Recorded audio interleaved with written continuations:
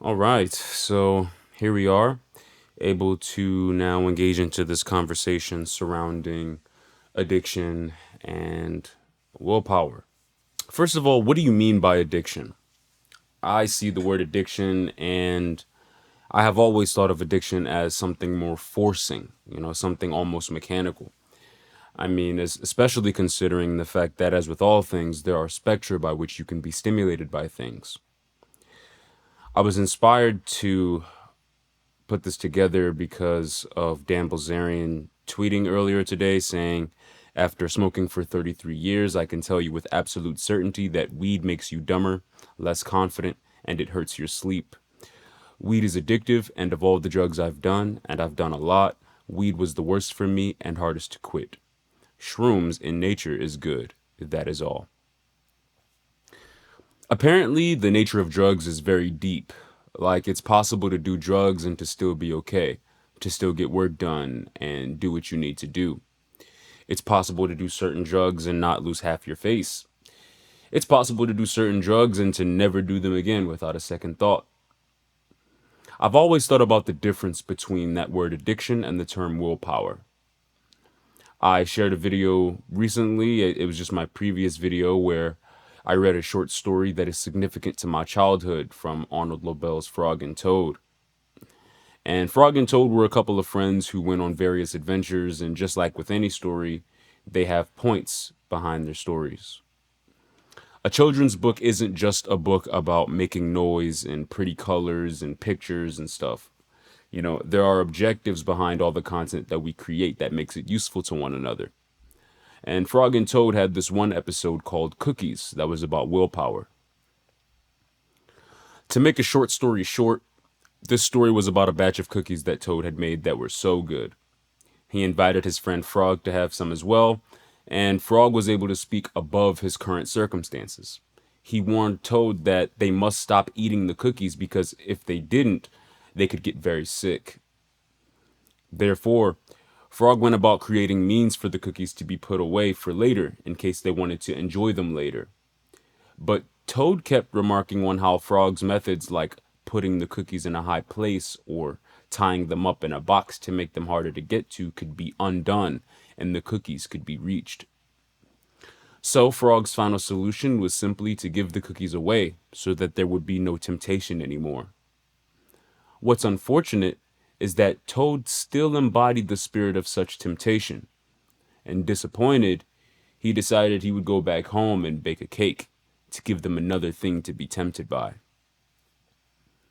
This was so enjoyable to me in showing our capacity to make decisions. Like at the end of the day, you don't have to act aloof as if you are not the one making decisions over your life, or as if you are being forced to make certain decisions. And I've always held that very closely to my heart. Now, what I haven't always quite appreciated is that there are people who are content in being slaves and justifying the slave mentality. These are where the true battle lies, because these people can shamelessly steer us into dangerous places which they don't regret until they too feel the pain and suffering that has apparently helped us to be more conscientious of the decisions that we make. I mean, of course, I enjoy things. Don't get me wrong. I know what it's like to have tasty things or to have my perception altered in such a way that I enjoy it. And I know that I want to continue to experience having my perception altered in this way. Meaning, I know that I can do that. Like weed is one of those things that will do that for you. When I was a kid, I started drinking very early in life, and I liked the feeling of being drunk. Actually, more than anything, I feel like the discussion around willpower is one of the main things that secured me from doing things for other people's satisfaction. Because there is satisfaction not only in doing the physical things, like the objects, but also in things that are more metaphysical, like attention. So in willpower, there is a significant difference in what is willpower and what is addiction in my head. And that's just how I've always looked at it because as time has passed, I have come to see as well what some people mean by addiction. And I am definitely interested in this definition of what people could mean by addiction, which is simply that something is so good or so enjoyable or within reach, and simply the difficulty of fighting the temptation as they experience it in their own bodies. Because I do understand that that is a big part about what the addiction is. It's the fight against temptation. But like I said, I've always looked at it from a position of what is this fight against temptation? Because you have to be able to step outside of yourself and say, I'm in the middle of making a decision. Now, is this decision ruling over me, or am I ruling over me? This is a different state than being incapacitated already. For example, I understand the certain formalities of being in ritualistic or group settings with implied or even explicitly stated parameters of what is going to go down in the activities, and then someone having second thoughts about what the group is going to partake in once prompted, although they are already there because they have agreed to be there.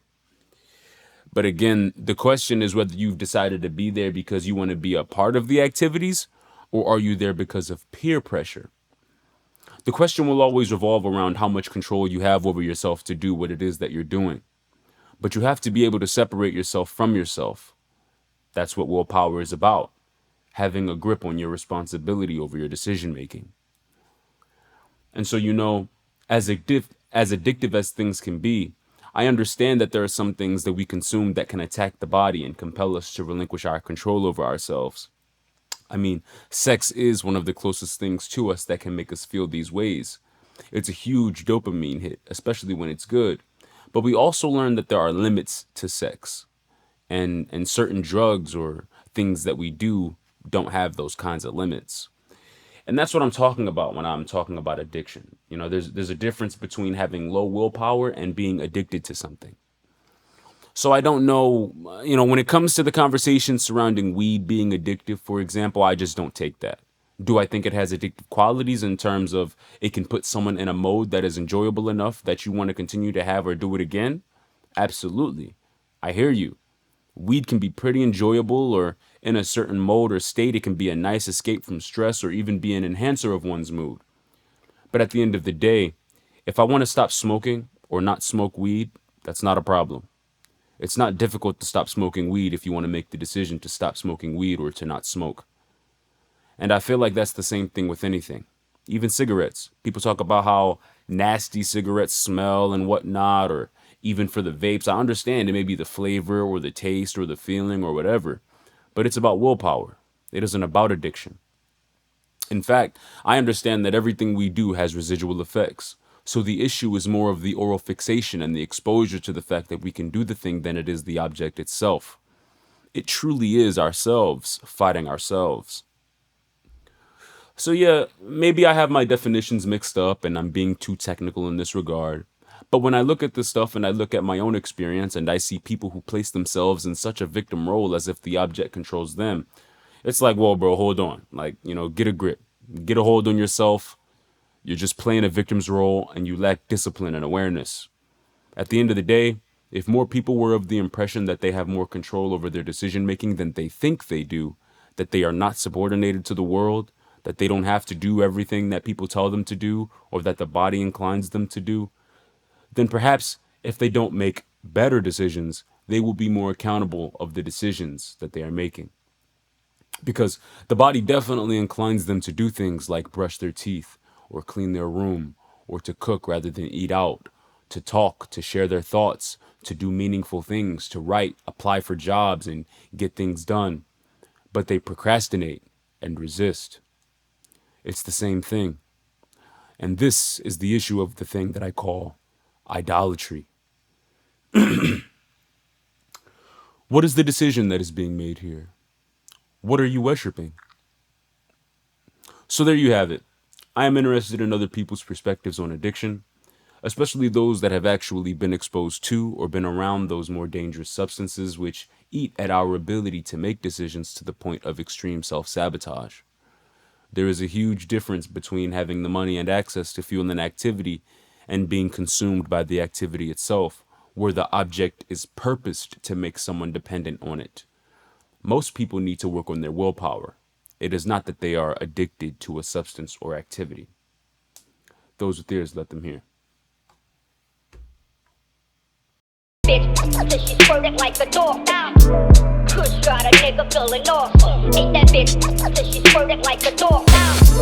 Kush got a nigga feeling awful. Backward, smoking on that motherfucking cigar roll. Bad breath, make the best green smell horrible. You hoping for buses with a whole box of Marlboro. Dutch messer, roll the V up, enjoy Roca. Always buy raps even when I know I'm broke. When I smoke, I feel like the most woke. Eyes red because I'm dead in mine healthy. Getting high in the pilot seat while I'm whipping Reynolds. As for that Marley, a different spots, let me get the special. Rolling up with the pizza guy, the Bravos, Paco. Hook me up with the tacos, laced with fentanyl. Nah bro, we don't drive slow, fuck around, break the car doors.